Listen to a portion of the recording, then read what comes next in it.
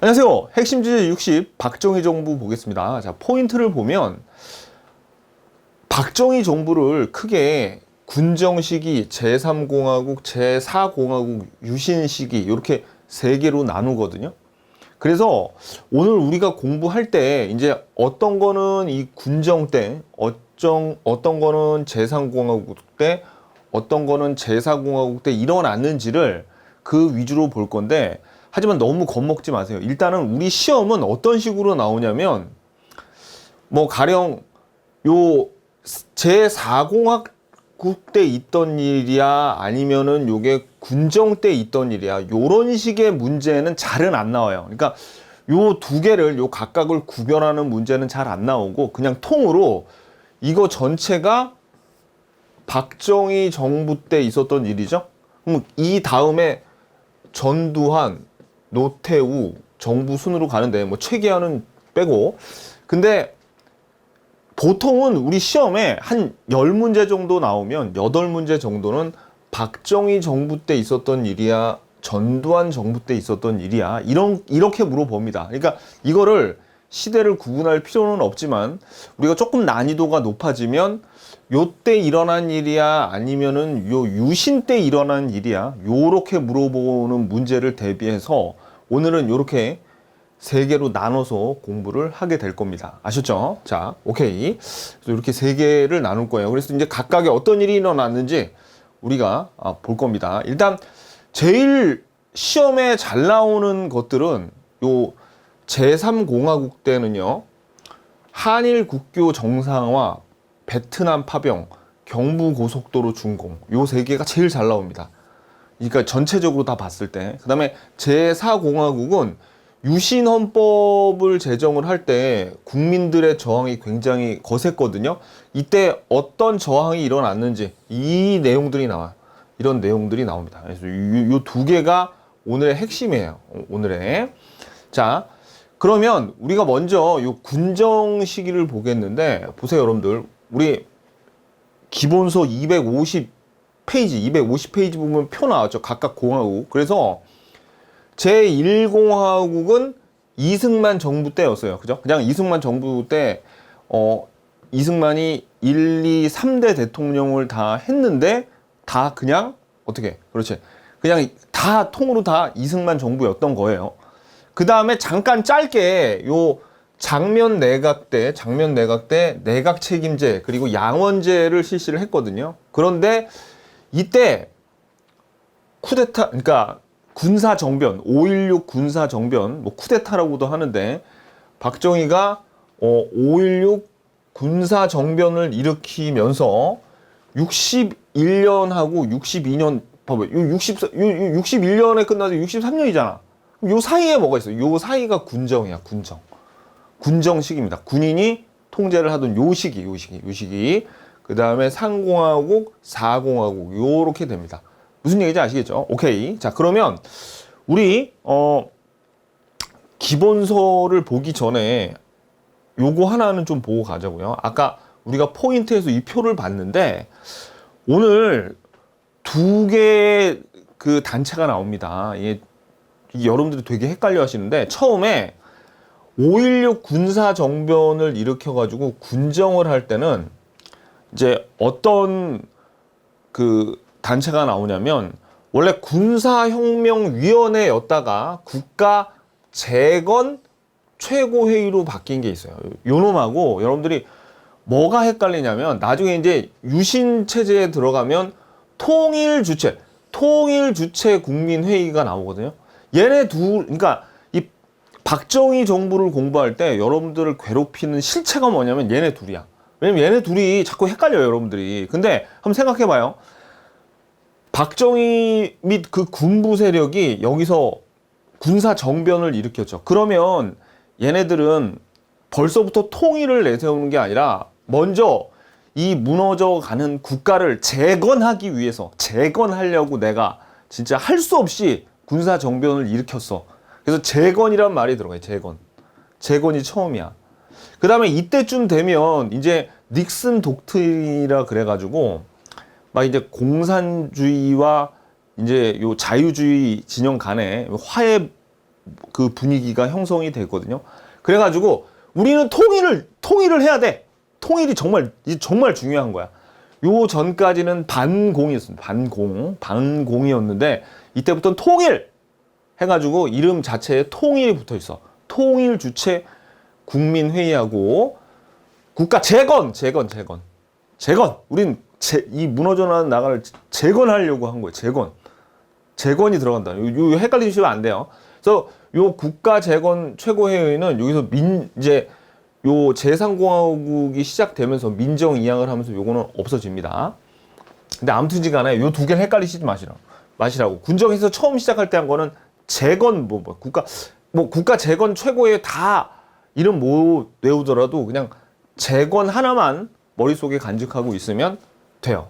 얘는 통일 주체 국민회의. 좀 얘는 다 외워주자고요. 통일 주체 국민회의. 되게 특이한 애야. 그래서 왜냐면 통일 주체 국민회의가 나왔다는 게 곧 요 제4공화국인 유신체제를 의미하는 겁니다. 무슨 얘기인지 아시겠죠? 오케이. 자, 그러면 이제 우리 251페이지 기본서를 보자고. 일단 얘네 둘이 헷갈리시면 안 돼. 다시 한번 강조드리지만. 자, 박정희 정부는 크게 군정, 제3공화국, 제4공화국으로 나뉜다 그랬죠? 먼저 요 제3공화국, 요 박정희가 5.16 군사정변 일으키기 전에 장면 내각이었죠. 장면 내각은 내각 책임제였잖아요. 내각 책임제. 그죠? 그 다음에, 요 양원제였단 말이에요. 국회가. 양원제였는데, 이제 제3공화국 때 대통령, 내각 책임제를 대통령제, 그리고 직선제, 직접 뽑는 직선제로 바꾸면서 국회도 양원제에서 단원제로 바뀌었습니다. 그리고 제4공화국, 소위 유신인데, 요 때는 아까 잠깐 언급했던 통일주체 국민회의에서 대통령을 뽑는 간접선거로 바뀌었어요. 그러니까 3공화국과 4공화국을 구분짓는 그 차이가 뭐냐면 헌법이 직선제에서 간선제로 바뀌었다는 거예요. 자, 그래서 이 박정희에 대한 내용을 좀 보면, 자, 이거 재밌어요. 되게 재밌어. 일단 박정희는 무려 국회의원도 아니고 대통령을 5, 6, 7, 8, 9대까지 한 5선 대통령입니다. 무시무시하죠. 그죠? 자, 5선 대통령. 엄청납니다. 그 다음에 개헌을 5차, 6차, 7차 3번에 걸쳐서 개헌을 했는데 요 개헌 내용은 알아두세요. 일단 5차 개헌은 뭡니까? 내각 책임제를 대통령 직선제로 바꾸고 그 다음에 국회를 양원제에서 단원제로 바꿨죠. 요게 5차고요. 그 다음에 6차는 자, 원래 우리나라 헌법에는 대통령을 한 번 4년 동안 한 번 하고 그 다음에 재임까지만 가능하게 했었는데 이승만에 한해서만 3선을 할 수 있게 해줬잖아요. 근데 아예 6차 개헌에서 요걸 또 바꿉니다. 박정희가 3선을 하기 위한 개헌을 해요. 6차 개헌 때. 그리고 이 7차 개헌은 직선제에서 간선제로 바꾸는 유신체제를 위한 개헌이에요. 여기서 거의 종신 동안 대통령을 할 수 있게끔 바꿉니다. 7차 개헌은. 이 내용을 알아두세요, 여러분. 이 개헌은 중요해. 개헌 요 3개는 알아둬야 돼. 요거. 오케이. 자. 그 다음에 3공화국과 4공화국에서 요건 좀 참고를 여러분들이 하셔야 되는데 3공화국은 순전히 다 통째로 다 대통령이 박정희였어요.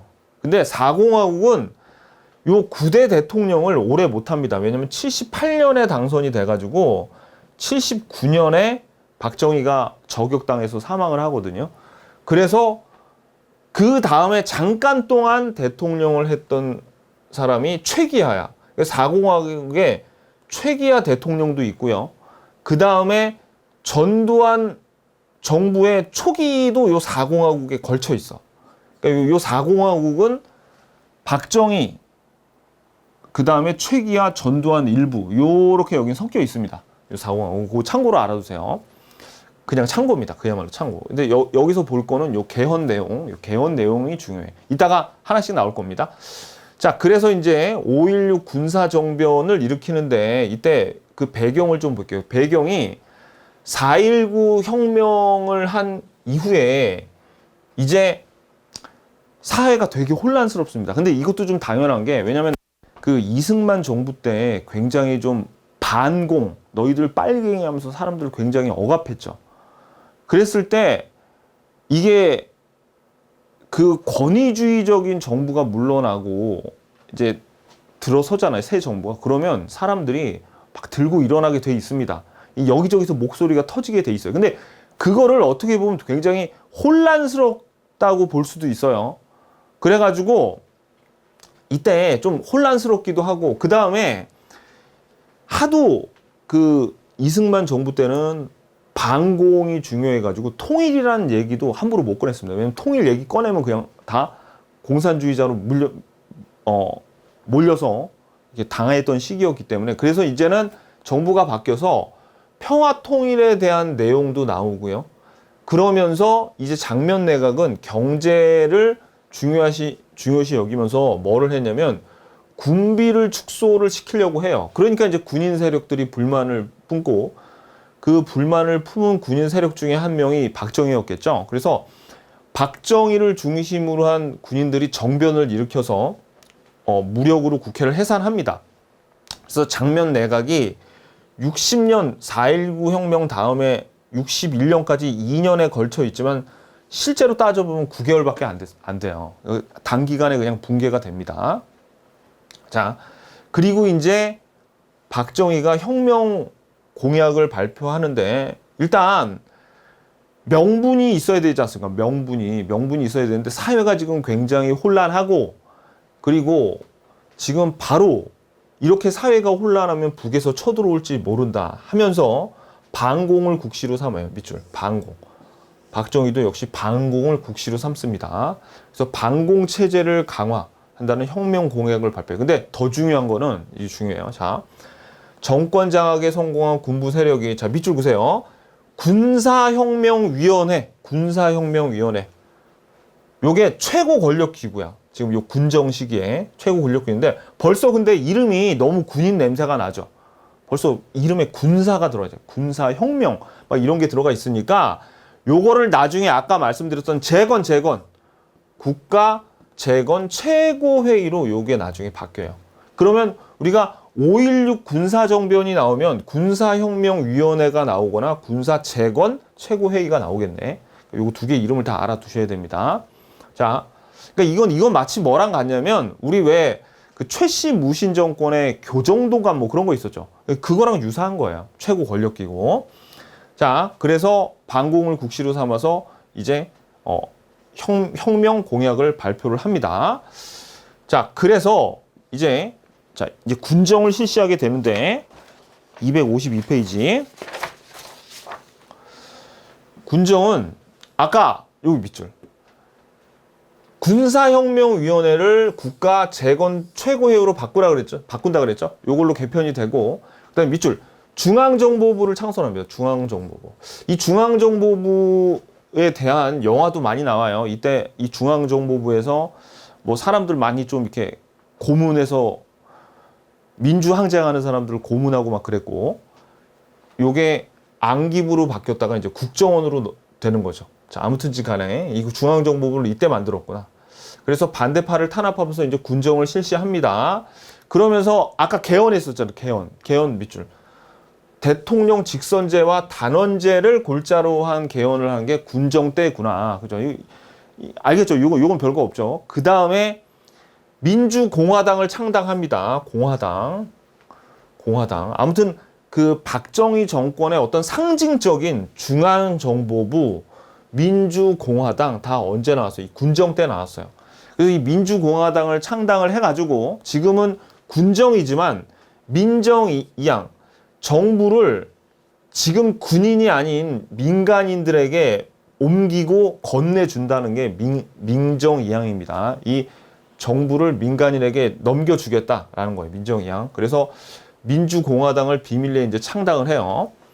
그리고 장면 내각에서도 5개년 경제 계획을 짰긴 짰지만 너무 시간도 짧고 너무 혼란스러워서 그걸 제대로 실행을 하지 못하는데, 실제로 62년부터 5개년 경제 계획을 추진을 하게 돼요. 실제로 추진을 하게 되면서 이게 성공을 하게 됩니다. 자, 보세요. 그래서 이제 우리가 이제 군정 때 한 거 다 봤어. 지금 중요한 거 중앙정보부 창설했죠. 민주공화당 창당했죠.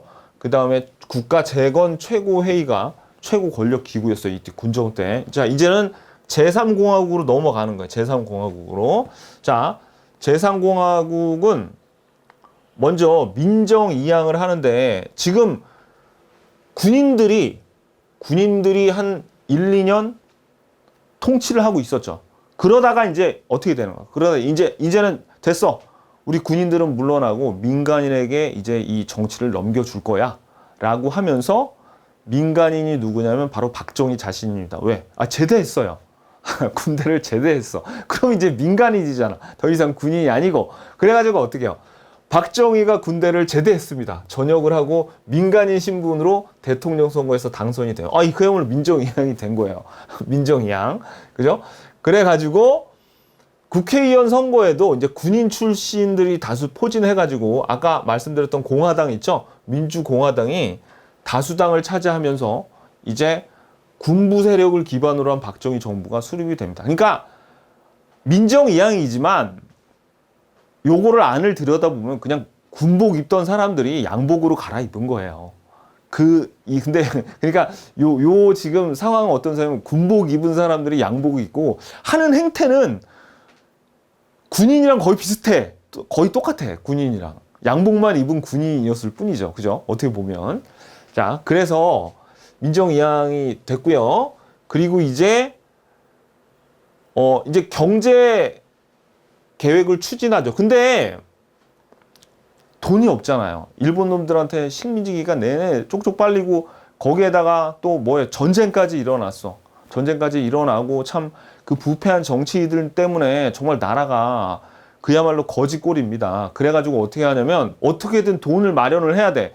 이 경제를 발전시킬 돈을 마련을 해야 되는데 두 가지. 우리가 알아야 될 건 두 가지예요.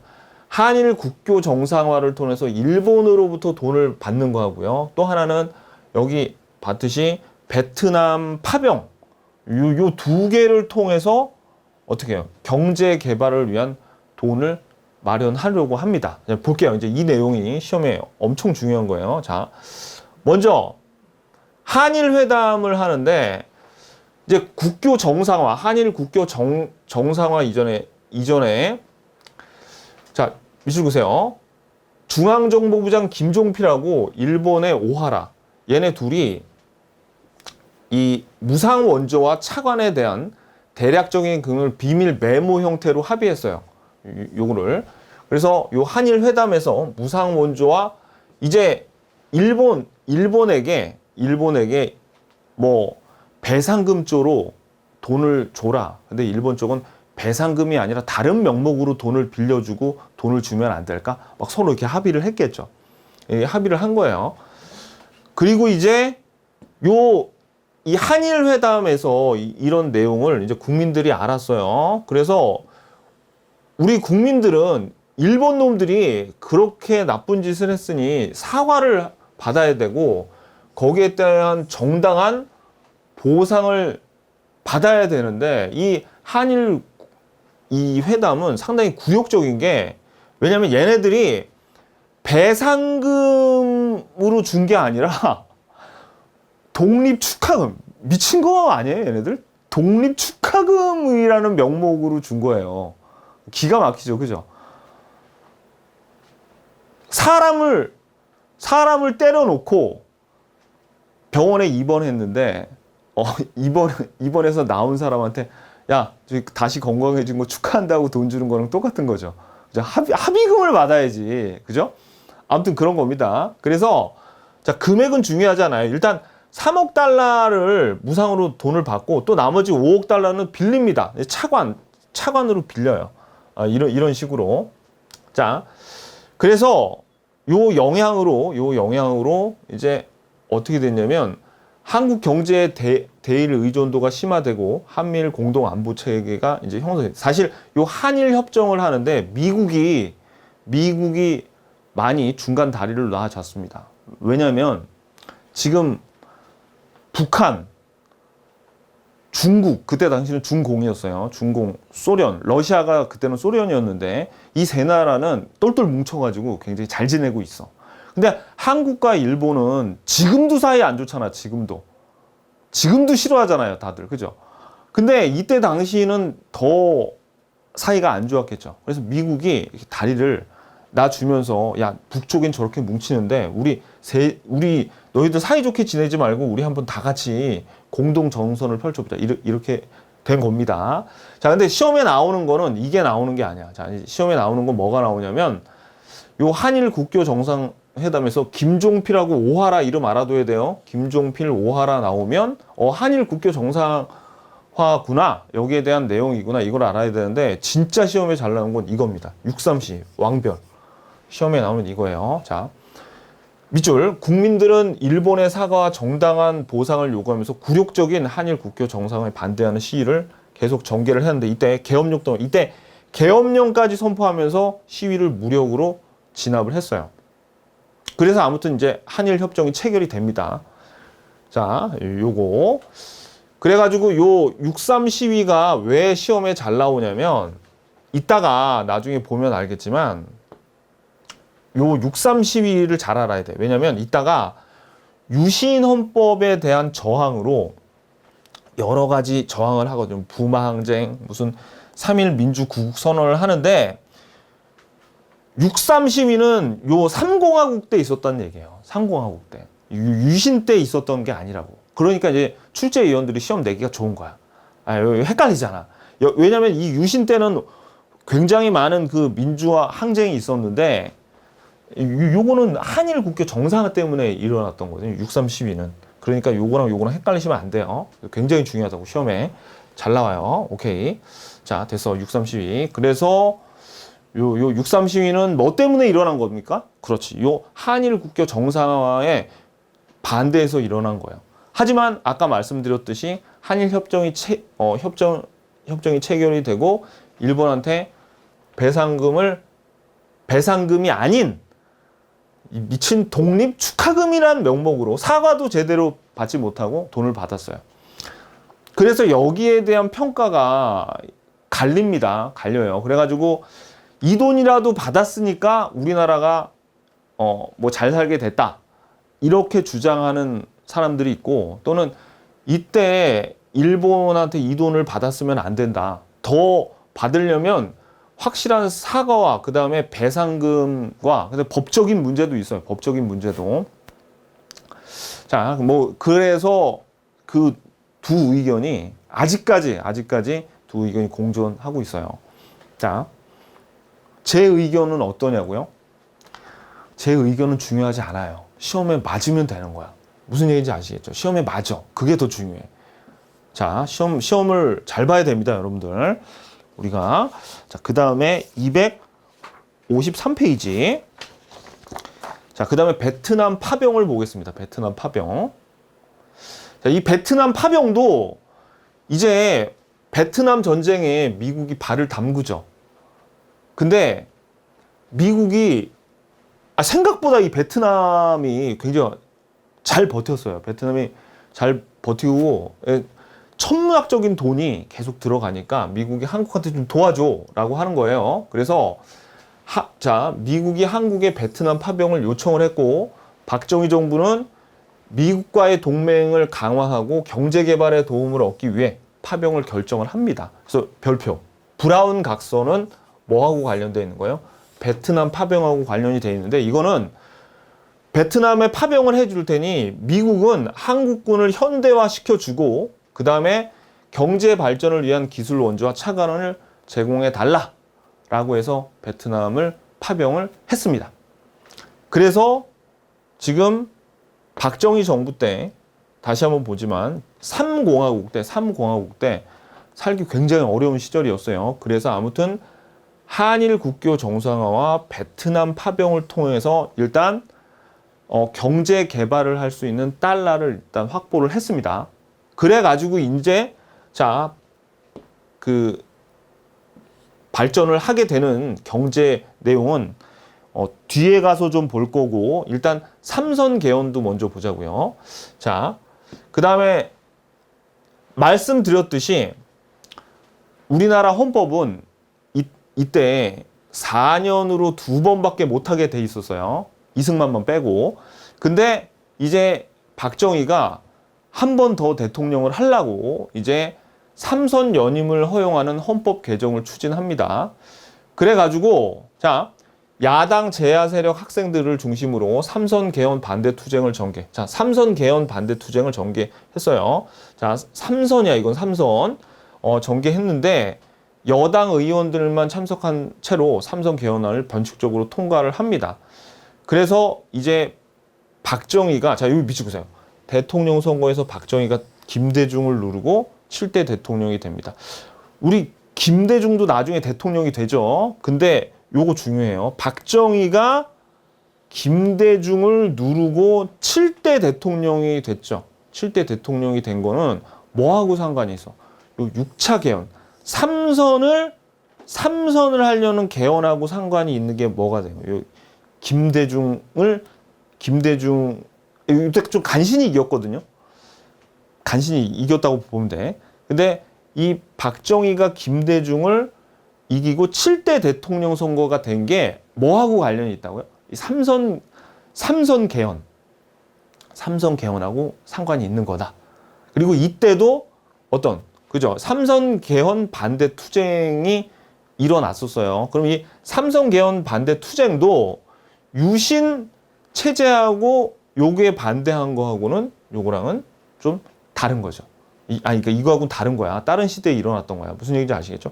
지금 3공화국에 있었던 내용을 지금 보고 있는 겁니다. 오케이. 자, 그래서 여기까지 3선 개헌까지. 3선 개헌 나오면 뭐가 나야 돼? 김대중을 박정희가 3선 개헌하고 대통령 선거를 직선제잖아요. 했는데 김대중한테 이겼어? 그럼 3선 개헌이네? 오케이. 여기까지. 자, 여기까지가 지금 우리가 본 게 뭘 봤냐면 3공화국을 본 겁니다. 자, 이제는 4공화국으로 넘어갈게요. 4공화국으로. 자, 유신 체제는 요거는 박정희가 장기 집권을 하기 위해서 비상 조치를 취하는데 초헌법적인 비상 조치를 취합니다. 그 배경은 뭐냐면 공산주의 진영과 자유주의 진영이 닉슨 독트린에 의해서 서로 화해하는 분위기가 생기고 미국과 중국이 서로 어떻게 해요? 외교 관계를 맺어요. 이러니까 그동안은 박정희 정부가 반공을 내세워 가지고 어떻게 해요? 그 반공을 내세워서 통치를 하고 있었죠. 그러니까 이제 반공을 국시로 내세운 박정희 정부가 위기감이 찾아오는 겁니다. 그리고 또 주한미군도 감축이 되니까 아이고 미국이 우리한테 손 떼는 모양이네 라는 생각이 들고 그래서 이제 어떻게 나오는 거냐면 우리가 지금 미군도 우리에게 손을 떼고 이랬을 때 더 똘똘 뭉쳐서 잘 해나가야지 통일을 우리가 완수할 수 있어 라고 하는 거예요. 그러면서 어떤 일이 있었냐면 이제 남북재화를 제의하면서 7.4 남북 공동성명을 발표합니다. 북한이랑 남한이랑. 그래서 통일에 대한 열의가 정말 커지고 있고 이때 어른들의 말씀을 들어보면 7.4 남북 공동성명을 발표할 때 정말 통일되는 줄 알았대요. 정말로.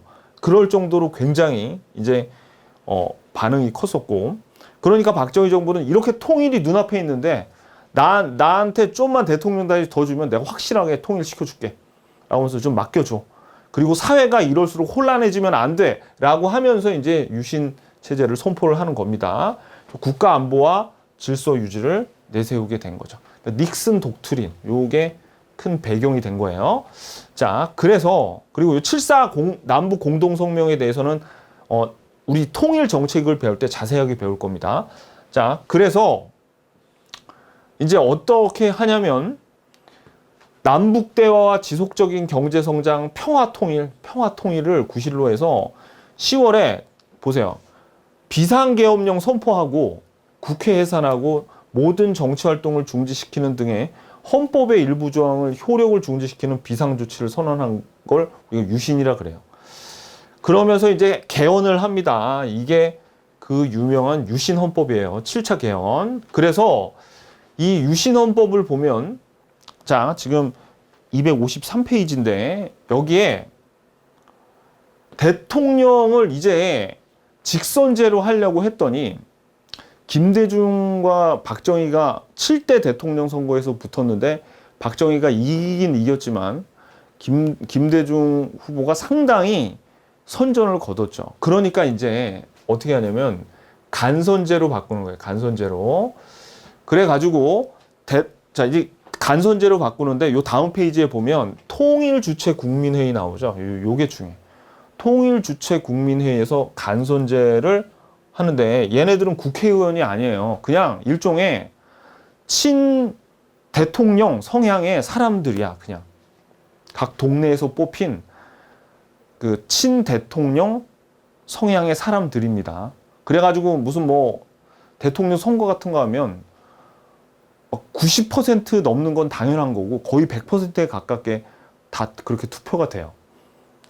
그러니까 거의 뭐 대통령의 거수기 노릇을 한 그런 집단이라고 보시면 되는데, 그러니까 웃기는 거예요. 원래 간선제라 그러면 국회의원이 뽑아야지 간선제지. 국회의원이 뽑는 게 아니라니까요. 어디에서? 대통령을 국회가 아닌 통일주체 국민회의에서 뽑았다. 통일주체 국민회의. 각 동네에서 뽑힌 사람들이야, 그냥. 자.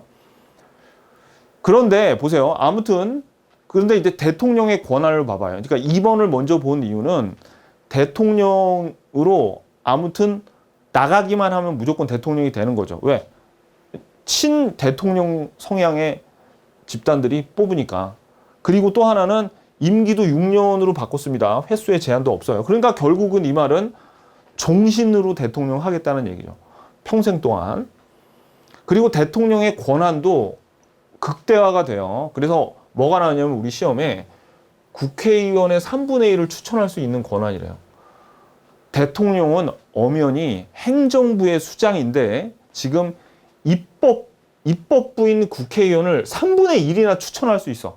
그럼 시험에는 뭐라고 나오냐면 대통령이 3분의 1을 뭐 임명할 수 있다. 뭐 이런 식으로도 이런 표현으로도 나올 수 있는데 가장 정확한 표현은 3분의 1을 추천할 수 있다는 게 가장 정확한 표현입니다. 왜냐하면 대통령은 3분의 1을 추천을 하잖아요. 그럼 이 통일주체 국민회의가 요 국회의원을 뽑을지 말지를 그냥 선거를 해서 이렇게 뽑는 거야. 구조는 그렇게 돼 있어요. 근데 통일주체 국민회의는 대통령이 하자는 대로 다 하죠. 그러니까 추천을 한다는 게 임명한다는 거나 마찬가지죠. 요게 법조문에 나온 가장 정확한 표현이에요. 3분의 1이나 대통령이 뽑을 수 있어. 그리고 또 국회 해산권과 대법관 임명권까지 갖고 있으니까 사법부도 어떻게 대통령이 잡고 있는 거죠. 그리고 국민들의 기본권을 제한할 수 있는 긴급 조치를 취해 가지고 기본권을 제한할 수도 있게 했습니다. 그러니까 대통령의 권한이 너무너무나 막강하게 된 거예요. 왕보다도 훨씬 더 막강한 거예요. 이 정도 수준이면. 자, 그래서 이 대통령의 권한이 막강해졌다라는 거. 그러니까 이거를 다 외울 필요는 없고요. 외울 필요는 없고 여러분들이 요건 알아야 돼. 통일주체 국민회의에 의한 간선제. 대통령 선출 방식이. 그죠? 그리고 임기가 6년이다. 임기가 6년. 그동안은 4년이었죠. 근데 임기가 6년으로 늘어났네. 자, 그리고 이제 요 내용 보세요. 요 국회의원 3분의 1. 요건 정말 충격적인 거예요. 국회의원 3분의 1 추천할 수 있는 권한. 요것도 알아두시고. 이게 유신 헌법입니다. 그리고 계엄령을 선포해서 국회를 해산하고 통일주체 국민회의에 의해서 박정희가 제8대 대통령으로 선출이 됩니다. 자, 그래가지고 이제 이런 비민주적인 유신체제에 대해서 국민들의 저항이 일어나죠. 이제 이게 시험 문제란 얘기예요. 이제 자, 몇 페이지냐면 254페이지. 이제부터 시험 문제 나옵니다. 자, 일단 다 알아두셔야 돼요. 이거는 개원 청원 100만 서명 운동. 여기 이름도 알아서 함석헌, 장준하 등의 제야 인사가 유신 헌법 철폐를 위해 개헌 청원 운동을 전개. 요게 더 시험에 잘 나옵니다. 별표. 3.1 민주구국선언. 요거는 명동성당에서 김대중, 문익환 등 지도층 인사들이 긴급조치 철폐, 유신 철폐, 박정희 정권 퇴진을 요구했다. 이거 다 언제 일어나는 거예요, 지금? 유신 체제에 반대하는 내용입니다. 요 다 알아두시고 두 개 알아두셔야 돼. 그리고 이제 유신 정권이 탄압을 하는데 그 대표적인 사건이 이겁니다. 인혁당 재건이 사건. 자, 인혁당 재건이 사건은 박정희 정부의 대표적인 용공 조작 사건으로 불리는데, 자, 이 민청학년 사건이 뭐냐면 유신 체제에 반대하는 학생과 민주 인사를 간첩으로 몰아서 탄압을 했는데, 요게 좀 너무 무리수야. 왜냐면 이게 요 민청학령이 뭐냐면 전국 민주 청년 학생 총연맹이거든요. 그러니까 학생들만 가지고 이거를 하려고 그러니까 너무 좀 억지스러워 가지고 이걸 어떻게 확대를 해서 조작했냐면, 자, 밑줄 보세요. 민청학년 배후에 북한의 지령을 받고 움직이는 인민혁명당 재건위원회가 있다. 그래서 우리가 줄여가지고 인혁당 재건위 사건이라고 하는 거예요. 북한의 지령을 받고 움직이는 인민혁명당 재건위위원회가 있어서 얘네들이 지금 막 데모하고 사회를 혼란시킨다. 이런 내용입니다. 그래서 8명에는 사형을 시켰어요. 곧바로 사형을 시켰어. 그리고 이거는 굉장히 법 절차에도 굉장히 큰 하자가 있었습니다. 이게. 근데 아무튼지간에 2007년에는 요게 다 무죄로 선고가 났어요. 이 무죄 선고되면 뭐 하냐고. 벌써 죽었는데. 그죠? 아무튼간에 이런 일이 있었습니다. 그래서 요게 대표적인 이제 유신 정권 때의 탄압이고요. 또 하나는 긴급조치 조항이 있었어요. 그 유신 헌법에 긴급조치 조항이 있어서 이건 뭐냐면 어떤 뭐 국가가 필요에 의하면 이런 조항이 들어가 있습니다. 국민의 자유와 권리를 중지시킬 수 있다. 이런 조항이 진짜 헌법에 들어가 있다니까요. 유신 헌법을 고칠 때. 대박이죠. 그죠? 국민의 자유와 권리를 중지시킬 수 있다. 그 얘기가 들어가 있어. 근데 이게 이제 그래서 긴급조치 1호 막 지금 데모나 뭐 이런 민주화 항쟁 이런 게 크게 일어날 때마다 긴급조치 1호, 2호, 3호, 4호 해서 9호까지 긴급조치를 발동을 해서 이 억압을 했습니다. 요게 이제 그러니까 지금 우리가 지금 본 게 요거예요. 요거.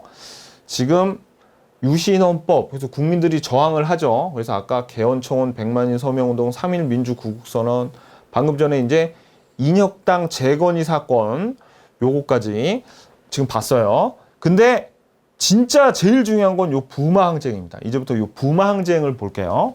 자, YH무역 사건. YH무역이라는 회사가 있었는데 이 회사가 가발 만드는 회사예요. 근데 여기 그러니까 여성 근로자들이 압도적인 대다수였는데 평소에도 이 노동자들에게 되게 부당한 대우를 했고, 그 다음에 여기 있는 이 사장이 돈 벌어가지고 경영을 좀 잘 했어야 되는데 돈을 외국으로 빼돌리고, 그 다음에 경영도 굉장히 부실하게 했던 거예요.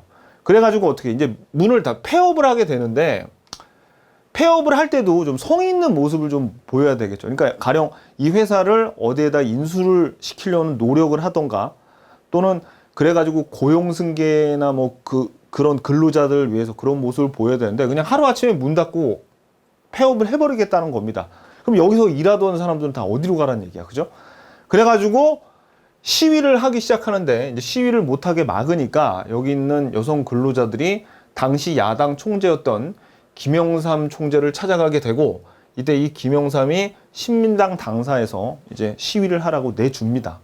근데 이 시위를 강제 진압하는 과정에서 여기에서 시위하던 그 노동자 한 명이 죽어요. 이 여성 근로자 한 명이 사망을 하고, 그래서 사건이 굉장히 크게 돼가지고 이 노조 활동을 지지하던 김영삼이 국회의원직에서 박탈을 당합니다. 이 스토리가 되게 엄청난 스토리들이 많은데 이게 우린 그냥 시험에 나오는 것만 보자고요. 그러니까 국회의원직을 박탈을 당하니까 김영삼의 정치적인 고향이라고 할 수 있는 부산과 마산에서 이제 항쟁이 일어나죠. 이게 부마항쟁이에요. 결국 그래서 부마항쟁의 원인이 된 게 바로 이 YH 무역 사건이겠죠. 그러니까 근데 이 부마항쟁을 어떻게 처리하냐를 놓고 박정희 정권 내에서도 온건파와 그 다음에 강경 진압을 해야 된다, 이런 파로 나누다가 온건파 중에 하나였던 이 김재규에 의해서 박정희가 어떻게 해요? 죽죠. 영화에서도 굉장히 많이 나온 얘기입니다. 그걸 우리가 박정희가 요 사살을 당하는데 그걸 12.6 사태라 그래요. 여기서 이렇게 이어지는 내용입니다. 그래서 요 내용을 우리가 볼 거예요. 자, 기본서를 보자고요. 기본서 254페이지. 그러면 이제 유신체제 붕괴가 된 게 그 서막이 YH 무역 사건에서 부마 항쟁으로 갔다가 12.6 사태로 된 거죠. 그 내용을 볼게요. 배경을 보면 먼저 이때 유신체제가 박정희 정권이 무너지는 징후가 보였습니다. 왜냐하면 일단 국민들이 불만이 굉장히 커졌어요. 그리고 그게 어디서 표출이 되냐면 총선거에서 여당이 졌어요. 그래서 여소야대 국회가 조성이 됐고, 그 다음에 누누이 얘기하지만 국민들을 배불리게 해줘야 됩니다. 여기 보면 이때 석유 파동이 마침 일어나가지고 경제가 굉장히 불황에 빠졌어요. 이러면 참지 않아. 우리 국민들은 배고프면 참지 않아요. 그래가지고 어떻게 이제 유신 체제가 서서히 붕괴될 조짐을 보이고 있습니다. 근데 이제 YH 무역 사건이 일어났습니다. 그래서 자 보세요. YH 무역 사건 미술이 굉장히 중요해요. 왜냐하면 이제 12.6 사태, YH 무역 사건, 부마 항쟁 모두 다 뭐를 상징하는 거야? 유신 체제에 있었던 유신 체제의 붕괴를 의미하는 거죠. 다 이게 유신 체제의 붕괴를 의미하는 겁니다. 박정희 정권이 끝난다는 걸 의미하는 거예요. YH 무역 사건으로 해서 이제 김영삼 국회의원 제명까지 나가는데, 자 읽어볼게요. YH 무역이 부당하게 근로자를 해고하고 위법적으로 폐업하려고 하니까 여성 근로자들이 노동운동 탄압과 부당한 폐업 조치에 농성을 시작했다. 그래가지고 YH 무역의 불법적인 폐업을 강행하니까 야당인 신민당에 호소하였고, 신민당 총재 밑줄 김영삼은 이들의 호소를 받아들여 신민당산을 집회 장소로 내줬죠. 자, 그래서 다음 페이지, 자 255페이지. 설명을 듣고 읽으니까 눈에 쑥쑥 들어오죠. 원래 책이라는 게 다 그런 거예요. 책이라는 게 읽어서 이 눈에 들어오는 것도 있지만 먼저 설명을 듣고 읽으면 그 이해 속도가 한 10배, 100배로 늘어납니다. 자, 보세요. 그 다음에 그래서 이제 김영삼이 국회의원직에서 박탈을 당해요. 농성 도중에 여성 노동자가 강제 진압에 의해서 사망을 했고, 이 사건이 확대됐고 노조 활동을 지지했던 김영삼을 국회에서 제명을 하게 됩니다. 그래서 이제 부마 항쟁이 일어나죠. 별표. 이 부마 항쟁이 유신 체제, 유신 집권기에 일어났고, 그래서 이게 결국은 어떻게 해요? 박정희 정권의 몰락을 의미하는 상징적인 항쟁이에요. 부마 항쟁. 그래서 자 밑줄, 여당이 김영삼을 국회에서 제명하자 부산 마산 등지에서 유신체제 반대 시위가 확대. 정부가 계엄령을 선포했지만 시위는 점점 확대가 되고 있어요. 자, 그래서 12.6 사태, 부마 항쟁에 대한 대응을 두고 정부 세력에서도 강경한 입장과 온건한 입장으로 나누어졌죠. 그래서 온건한 입장이었던 중앙정보부장 김재규가 박정희를 살해합니다. 그래서 유신체제가 이제 붕괴가 되는 거예요. 영화로도 많이 나왔습니다. 이거 예전에 영화 제가 아는 것만 해도 2개예요. 여기서 김재규로 나왔던 게 이병헌, 배우 중에 이병헌 씨가 나왔던 영화가 하나 있었고, 영화 제목은 잘 기억이 안 나는데, 그 다음에 김재규로 누구지?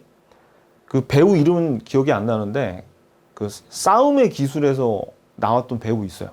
그분 약간 나이, 한석규가 나왔어. 아무튼 그 영화에서는 한석규가 김재규로 나온 건 아닌데, 그 영화가 2개가 있었습니다. 자, 12.6 사태에 대한 내용이에요. 그때도 이제 여기 특히 이병헌이 나오는 영화에서는 요 부마 항쟁을 어떻게 해야 되는지, 뭐 탱크로 밀어버린다, 뭐 그런 얘기가 막 나오고 그렇습니다. 자, 그래서 요 내용. 그래서 우리가 지금 봤던 내용을 한번 보면, 자, 요 유신 체제에서 제4공화국에서 우리가 본 게 요 국민의 저항이 있죠. 시험에 다 잘 나와. 그 중에서 부마 항쟁. 요게 유신의 뭘 의미하는 거예요? 유신 체제의 붕괴를 의미하는 겁니다. 자, 박정희 정부의 경제 정책을 보겠는데요. 요거를 보기 전에 일단 표 몇 페이지를 보시냐면 257페이지 표 보세요. 표 257페이지 보면 요 표가 나오죠. 그래서 제가 이거 3공화국과 4공화국 2개를 비교를 다 해놨는데, 지금 우리가 어디까지 배웠냐면 여기 부마 항쟁 여기까지 배웠습니다. 근데 이제 보세요. 경제에 관한 내용이 이제 여기 나오는데, 자, 일단 보세요. 1, 2차, 그러니까 우리 5개년, 경제개발 5개년 계획 중에서 1차 경제 5개년 계획, 2차 경제개발 5개년 계획은 3공화국 때 있었어요. 그리고 3차와 4차는 4공화국 때 있었단 말이야. 대충. 그래서 중요한 거는 요 3차 때는 가진 게 없잖아요. 그래가지고 뭐를 중심으로 발달을 했냐면 경공업. 경공업이 뭐 만드는 겁니까? 가발, 신발, 양말, 옷 뭐 이런 거 만드는 거죠. 경공업 중심으로 돌아갔고 3, 4차에는 이제 여기서 열심히 해가지고 어느 정도의 자본이 좀 쌓였어요. 그래가지고 어떤 거? 여기서는 중화학공업. 중화학공업이 경공업의 반대죠. 어떤 겁니까? 그렇죠. 뭐 자동차, 뭐 저기 그 자동차라든지 여기 있는 것처럼 철 아니면은 배, 화학 제품들 이런 거 만드는 게 중화학공업이거든요. 그러니까 이제 여기서 이렇게 발전을 하게 된 겁니다. 그래서 여기 62년에서 71년 3공화국까지 1, 2차였고 3, 4차하고는 서로 좀 성격이 다르는구나. 요렇게만 구분해 주세요. 그러니까 1차하고 2차는 구분할 필요 없고 3차하고 4차하고는 구분할 필요 없지만 1, 2차, 3, 4차는 얘네 둘은 서로 구분을 좀 해 주셔야 돼요. 근데 많지가 않습니다. 특히 이 2차 경제 5개년 계획에서 제일 중요한 거는 경부고속도로 준공이고요. 그 다음에 요때 나타난 어떤 부작용 그런 걸로 전태일 열사의 분신 광주 대단지 사건 요거 2개 정도만 기억하시면 돼요. 이따가 보겠지만 그리고 요 3, 4차는 포항제철이 요때 생겼어. 포항제철. 어때? 요 1, 2차에서는 경부고속도로, 3, 4차에서는 포항제철. 그리고 이때 석유 파동이 있었고요. 수출 100억 달러를 달성을 한 게 요 3, 4차입니다. 자, 그럼 다시 돌아와 볼까요? 255페이지로 와서 이제 요 내용들을 우리가 보게 될 겁니다. 자, 그러면 이제 말씀드렸듯이 지금 1, 2차 경제개발 5개년 계획은 지금 3공화국 때예요. 옆에 적어놓으세요. 이거 3공화국 때야. 자, 그러면 여기는 아까 말씀드렸듯이 밑줄 노동집약적인 경공업에 집중. 그러면서 고속성장, 매년 10%에 이를 정도로 고속성장을 했습니다. 엄청나게 빠른 속도, 이 10%면, 10%면은 이 경제학 중에서 7위의 법칙이라고 있는데, 7년 요 10%로 계속 발전을 하잖아요. 그러면 7년 안에 그 경제 규모가 2배가 돼요. 그럴 정도로 굉장히 빠른 속도예요. 자, 그리고 베트남 특수 있었죠? 근데 제일 중요한 건 이겁니다. 별표. 경부고속도로를 준공했어. 너무너무 중요합니다. 이거 시험에 굉장히 잘 나와요. 경부고속도로. 1970년대니까 70년도 초네. 자, 그리고 이렇게 노동집약적인 경공업을 하고 여기에 어떤 이제 한계점에 다다르냐면 저임금, 저고가 정책으로 자 밑줄 값싼 노동력에 의존하죠. 그럼 값싼 노동력에 의존했다는 말은 노동자들이 배가 고팠다는 뜻이죠. 환경도 굉장히 열악했다는 뜻입니다. 그래서 밑줄 전태일 분신 사건이 일어나. 이거 봐봐요. 지금 이제 70년하고 71년이니까 1, 2차 5개년 계획의 거의 끝자락에 이제 그 한계를 드러내기 시작하는 거예요. 이 전태일 분신 사건은 좀 노동 환경을 개선시켜 달라고 했는데 받아들여지지 않아서 이 분신을 한 그런 사건입니다. 그 다음에 광주 대단지 사건은 뭐냐면 서울에 이때 막 그 도시로 사람들이 막 들어요. 소위 이촌향도, 촌을 떠나서 도시로 몰려드는 이촌향도 현상이 일어나가지고 사람들이 막 몰려드는 거예요. 그래가지고 어디 살만한 데가 없으니까 뭐 달동네라 그래가지고 무허가 판잣집을 막 지어가지고 사람들이 거기서 살기 시작하는데 판잣촌이 형성이 됩니다. 막 형성이 돼. 그래가지고 여기 있는 철거민들을, 그러니까 여기 있는 이 판잣촌에 사는 여기 있는 대도시로 유입되는 이런 빈민들을 어디로 다 이주를 시키냐면 강제로 광주, 지금 이 경기도 광주, 지금은 성남시예요. 지금은 거기로 강제로 이주를 시켜요. 근데 이주를 시켜도 성남에 전기 수도 이런 것도 제대로 막 안 들어와. 그러니까 기반 시설이 전혀 안 돼 있고 15만 명이나 갔습니다. 거의 15만 명이나. 근데 기반 시설도 없죠. 그렇다 치안도 엉망이죠. 살만한 곳도 없죠. 그러니까 어떻게 해요? 이런 빈민들이, 그러니까 강제 이주된 철거민들이죠. 생업 대책을 세워달라고 대규모 걸기 대회를 열었습니다. 대규모 걸기 대회를 열었는데, 이제 후속 얘기를 해주면 서울시장이 이때 오기로 했는데 안 왔어. 그래가지고 막 관공서를 습격하고 뭐 그런 사건이 일어났습니다. 근데 내용 자체보다도 아무튼 전태일 분신 광주 대단지 사건 있죠. 이거 다 70년대 지금 초반이잖아요. 그러면 지금 어떻게, 이제 요 2차 경제개발 5개년 계획이 거의 끝나는 시점에서 이런 부작용들이 막 본격적으로 터지기 시작했구나. 참다 못 참는 거죠. 이제 사람들이 정말 그야말로 짜낸 거에 이제 한계를 느끼는 거죠. 그래서 이제 이렇게 분신하고 또 이렇게 대단지 사건이 일어납니다. 자, 그래서 이제 여기가 2차 5개년 계획이고요. 넘겨가지고 이제 3, 4차 경제 5개년 계획을 보면 아까 봤듯이 이제는 어느 정도 자본이 축적이 됐어요. 우리나라에. 그래가지고 밑줄 중화학공업을 육성을 하면서 수출 주도형 산업을 지향을 합니다. 그래서 요거 포항제철 별표. 포항제철은 언제? 요 3, 4차에 있었고 경부고속도는 1, 2차에 있었습니다. 자, 아무튼 다 70년대야. 네, 70년대. 자, 요 경부고속도로 기억나시죠? 준공이 된 게 70년대입니다. 70년이에요. 68년에 시작을 해가지고 포항제철, 그래서 대규모 중화공업단지를 육성을 합니다. 포항제철이 아주 굉장히 상징적인 회사예요. 우리나라에. 그런데 이제 석유 파동이 일어나죠. 1차 석유 파동은 73년에, 그 다음에 2차 석유 파동은 78년에 일어납니다. 요거. 자, 그래서 별표. 요거 수출 100억 달러 달성. 요거. 그래서 3차, 4차 시기에 석유 파동이 2번 일어나요. 2번 일어나는데 1차 석유 파동은 어떻게 잘 넘겼어. 근데 2차 석유 파동은 경제 불황이 심화돼가지고 이게 박정희 정부가 무너지는 원인이 된다고 했죠. 아까 우리 유신 체제 붕괴에서. 그러니까 아무튼 국민들을 배부르게 해줘야 됩니다. 자, 아무튼 계속 경제적인 원인이 있어요. 정권이 바뀌는 데는. 자, 그래서 요거 중요한 건 포항제철 수출 100억 달러. 이게 중요해. 요거 2개. 오케이. 자, 1개. 이런 박정희 정부의 고속 성장은 어떤 한계를 낳냐. 자, 이 시험에 나오는 건 아니니까 그냥 참고로 들으세요. 정경유착, 그리고 해외에 대한 의존도가 너무 강해가지고, 그리고 부실 기업을 양산하게 돼요. 이런 것 때문에. 그래서 어떻게 되냐면 IMF, 즉 외환위기를 나중에 가져오는 원인이 되기도 합니다. 한번 읽어보세요.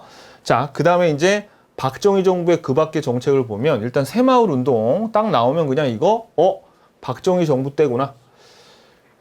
이게 도시와 농촌의 균형 있는 발전을 목표로 낙후된 농촌 사회를 발전시키려는 그런 개선하려는 운동이에요. 근데 자, 밑줄 요거 아래 근면자조 협동이 9호예요. 9호. 뭐라고요? 근면자조 협동.